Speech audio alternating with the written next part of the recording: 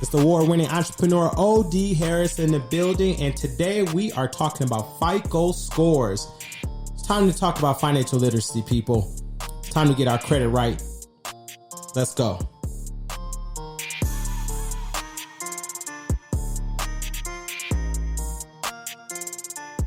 So I'm going to start out today with a quote from Dave Ramsey. You guys know Dave Ramsey. He is a financial guru. And so I asked Dave, what do you think about credit scores? So this is what his response was. He said, credit scores has nothing to do with how well you handle your money, but how it does show how well you play around with debt. Your credit score is solely built on how much debt you have, what kind of debt you have, how long have you had it, and how you've paid on it. That's all. We're going to talk about it today, you guys. It's time to get deep down into this FICO score madness. It's interesting what you can find out in this process of going through all these credit scores. And so what we found out is this, that you guys may know of TransUnion, Equifax, and you may know of Experian. All these three different entities, they have your credit score, what we call FICO score. This was made by Isaac Newton, a scoring model, so that way it can help you identify your credit worthiness. Since then, many have had a lot to say about this conversation. Congress have been brought into this conversation because we really have to understand what is a FICO score, how is it modeled, and just be honest, when you're looking to apply for a home, you go to a creditor and you say, hey, I want a home. I'm excited. Let's go. And then you find out that your credit score is like 30 points below what you've seen when you looked at Credit Karma or Credit Sesame, and you're saying, why is my score so low? And you find out that the reason why your score is so low is because of the fact that there was contributing factors to your score. What are the contributing factors that makes up your score? The things that make up your score is your payment history, the amount of debt you have, and the length of your credit history, and the amount of new debt, and your credit mix. Okay, so all these different have plays a part in your scoring model. So payment history is 35% of it. Amount of debt is 30% of it. The length of credit history is 15% of it, and the amount of new credit is 10% of it, and the credit mix is about 10%. Now, this is the thing that you guys need to understand about all these different mixes. These different mixes, there's different types of scoring versions. Rewind, what did I say? There's different type of scoring versions, people. Yep, hello, I'm about to pull back the red tape because I want you guys to know this. The different versions of scoring may play a role on whether you get approved or not. So you need to be asking your lender or whoever you're borrowing money from, whether it's from the bank or whether it's from a car loan, whether it's from no matter credit card, whatever it may be from, you need to ask them what is their scoring model, who do they use. You need to find out what agency they use and then what scoring model, because the Vantage scoring model is different from a FICO scoring model. Now, this is going to blow your mind. Now, you guys ready for your mind to be blown? There's like 28 different scoring models just underneath FICO. And so you say, well, why does my scoring, why when I go to get approved for a house, why is my score lower? Well, the reason why is because the Equifax, TransUnion, and Experian, they use different scoring models. They don't use the same one that you're familiar with. So if you're applying for a mortgage, they're using scoring models 2, 4, and 5. That's right, 2, 4, and 5. So Equifax uses scoring model 5, FICO scoring model 5. TransUnion uses 4, and Experian uses 2. And so what happens is when you're looking to apply for a particular piece of property, they're looking at that scoring model, which that's the outdated scoring model. That's right. It's outdated, but that is the standard industry. So guess what? When you go apply for a car, they're going to apply for a house, they're going to pull from that. Then if you look at a car, well, the car industry, there is a common thing that they use. Now, they use a different scoring model 542 for auto scoring as well, but the way they weigh things is totally different. So you all, this credit is so crazy. And mind you, the credit score, the FICO credit scoring that you are seeing on Credit Sesame and Credit Karma and some of these other places may very well be FICO scoring 8, which is not what they're using to determine if your house or your car loan should be. They're using the old models of 542 depending on which organization you're using. Now, there is 2 different types of ways that we can determine how you want to work on your credit. Number one, you could work on boosting your credit. And boosting your credit is basically finding ways to increase your credit. Like, for instance, you can increase your credit by adding a trade line to it. You can become an authorized user on someone's card. They can add you then to that credit, to their credit, to their card. And then that credit will appear on your credit report as an authorized user. You will get a chance to get all that great history that person may have had. That's one way to boost your score. Another way you can boost your score is by adding your utility bills and trade lines like Hulu and Netflix onto your actual credit bureau right now. You can add that on there, and they can also help you. That can also help you with trying to boost your score. And so these are just common ways you can put your rent on there, and that can help you boost your score, actually probably by 100 points within the next 90 days. And so what happens is that there's companies that work on boosting your score. So when you hear people talking about trade lines and all these other different things, they're talking about boosting your score. Now, when you talk to someone else like Lexington Law, you may talk to them. They're going to talk about deleting bad items off your report. They're going to do what we call credit repair. So listen, you have credit repair and you got people who can boost your score. That means they'll look at your score. They'll just take it for what it is. They won't work on anything else. They just work on getting you to boost it. And those are all good too. But if you're trying to apply for a mortgage, sometimes they look at the total profile. So you can have a 700 score and they can look at your total profile and say, well, you don't have enough history. You don't have enough history paying on things. And just recently, I know of a person that went to go apply for a car. They had a 780 credit score, but they was denied because they didn't have enough history behind them. So credit is a whole game, but it keeps you in debt. So can a person really be debt free and really walk around with no debt? Perhaps you can, but if you ever use your credit or if you ever need to buy something, well, you need your credit report in order for you to buy something, which means you need to be building on it, which means you need to be managing your debt. So if you pay off a house, guess what? There's nothing else that you have there. Well, you're not getting further. You're not using your financial tool, which is your FICO score, to help you get it up there. Now, as I shared with you, there's multiple different FICO scores out there. There's 28 different FICO scores. You got to determine which FICO score is these lenders using. And I know with a mortgage is 542 scoring models with the FICO. And then also you got to ask yourself with Vantage, do they use that scoring model for Equifax, Experian, and and the other one, so in TransUnion. So you guys got to let's be clear about this FICO. Now, something that you guys want to take note of. When you're thinking about your FICO score, you're thinking about where you're trying to go. Remember, it's a tool in your financial box. What do you mean a tool in your financial box? Well, let's just say this. Everything that you do in life should be a tool. It's a purpose. There's a reason why it was created. Number one, the fork was created so we can eat spaghetti better. How many spaghetti lovers we got out there?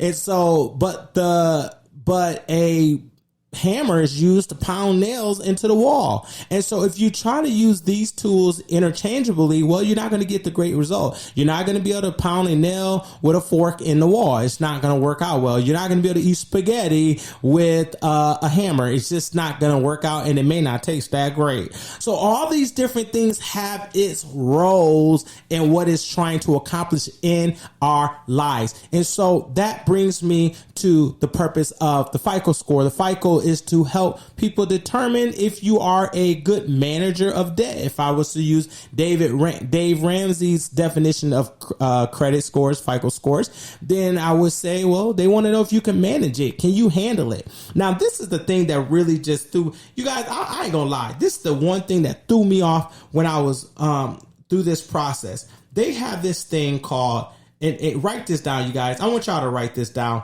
because a lot of people don't talk about this particular thing, but it's called the Fico Resilience Index. Oh my God. What was that again? Say that again.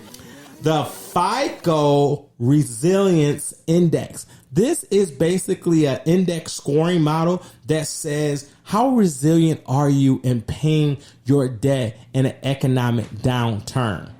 How resilient are you? So basically what happens is in this process is that they actually look at how well you can pay it down, and they look at the scoring models and they predict your credit risk independent of the economy. And the FICO Resilient Index is not designed to measure consumers' current credit risk, but rather to predict consumers' resilience in the event of an economic downturn, including either a national recession or a regional downturn. Lenders will likely use the FICO Resilient Index in combination with FICO scores and other information. Lenders can use this to help identify credit risk for people with a FICO score of 680, 700, for example, in the face of an economic downturn. So that thing threw me off, y'all. I said the FICO Resilience what? And so when I learned of this, I said, oh my God, they're finding different ways to measure your score. They put in different algorithms together. You guys, we got to be on top of this stuff. You got to look at this thing called credit. You got to ask yourself, how does this work in my business? I bring this up to you is because even as a small business, you have to understand there's business credit. And within business credit, it tells you business credit helps us adjust and adapt to what we feel is the best situation for our credit. And so, for instance, when you're applying for business credit, you don't want to use your personal guarantee. You want to use companies like Quill.com. You want to start it out using Quill.com. You want to use companies like Granger and things like that. And yeah, you may not necessarily need those things, but it's definitely worth you investing into it because you really want to build a credit, a Paydex, a business score without using your personal social security number to secure it. Also, I would lastly encourage you this.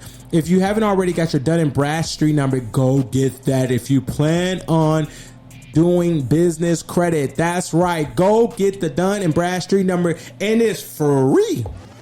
What you say is free, y'all. So you want to make sure that you go out there and get that. You can get that online. Don't worry about other people trying to pay for your stuff, because at the end of the day, you have the power in your hands to be successful. And we want to make sure that on the Entrepreneur Report that you are getting tools that you need in order to be successful, to be the best entrepreneur that you can be. That's why you're here. It's so you can get this education. So you need to be getting your credit score together. You need to be working on those things. And also, as they said right now, they say, oh, well, you can get a house right now. I don't know if today is the best time to be buying a house. It's way too expensive for some to be buying houses. Some of you guys need to sit on it and wait on it and pray on it. Okay, sit on it, wait on it, and pray on it because it's not time yet. Okay, look at your neighbor, says not time. Prices are too high. They want you to go into your 401k and overpay for something. And when the economy kind of goes back down from this, this bubble that is in right now,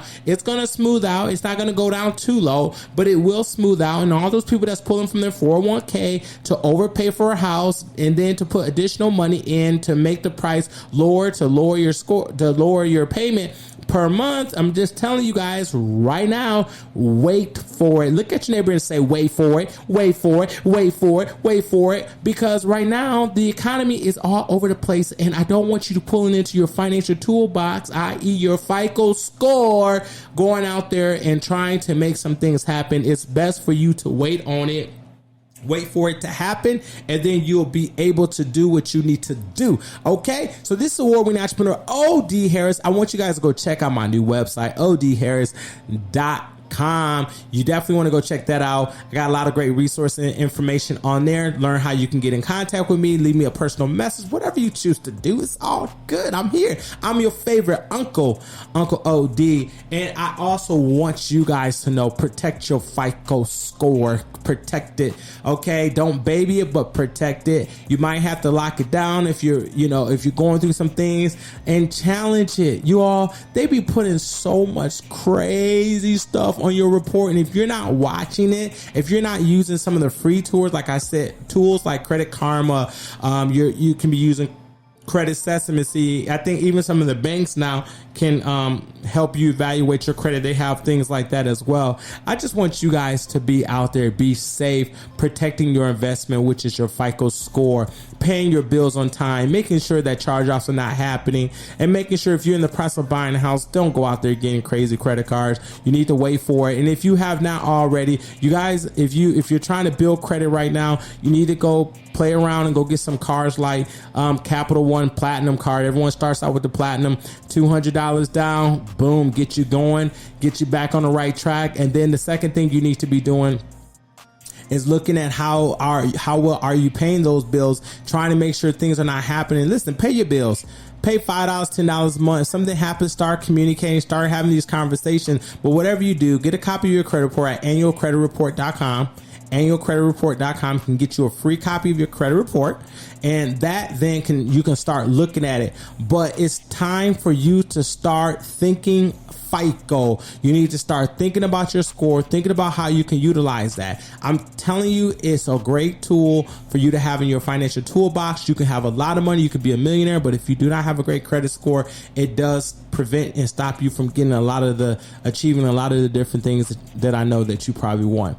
So with that being said, you guys, I love you guys. I'm just here to serve and give information. I'm here to provide. And I hope that this was able to give you something better, something so you can hold on to, and some resource that you can do. This is all about entrepreneurship. You guys definitely want to be taking advantage of all these different tools that's out there for you to have, and also making sure that you guys are sharing the podcast. Make sure you guys are letting other people know about it. I definitely appreciate you guys so much, because without you guys, I would not be doing this. And without this information going out there, I definitely know that it will be me remiss not to push it out there and give you this education. We're working on this thing. I'm going to do a part 2 with the FICO scores and getting financial literacy. We're definitely going to talk about the entrepreneur report. It does play a role in your business. We want to make sure that you are building sound business credit, making sure you're getting your Dun & Bradstreet number, getting your tax ID, your EIN number, and making sure you have your LLC. And one last resource, get Ring Central. Some of you entrepreneurs are out there, they're trying to build, get Ring Central, okay? Because that will make your business look so much more bigger, more professional than anything. Ring Central is a great platform. No, they did not pay to be on this platform. No, they're not giving me any money if you decide to get it. But I definitely tell you, recommend it, because it's a great resource for you to have, especially if you're working out of your home, out of your living room. You want to make your company bigger than what it seems. Go to Ring Central. They can definitely help you out. I think it's like $20 a month, $30 a month, but it's so professional. That's what you need to have, presenting the best you that you can present. And I'm going to tell you, honestly, it's worth the investment. At the end of the day, you have the power as an entrepreneur to streamline your information. You have the power to make decisions, and you don't have to pay for everything. You don't have to be the person paying for everything. You can actually hire people, or you can streamline some of your processes. And that is so critical, and that is so important. Until next time, my friend, I love you guys. Go to odharris.com. Go get my book, Quantum Leap Theory of Leadership. Great book for you guys to have. And again, this is the Entrepreneur's Report with award-winning entrepreneur O.D. Harris. And I love you guys so much. And I'm just so glad to be back on sharing information, because sharing is caring. Love you guys. Have a good one and be blessed.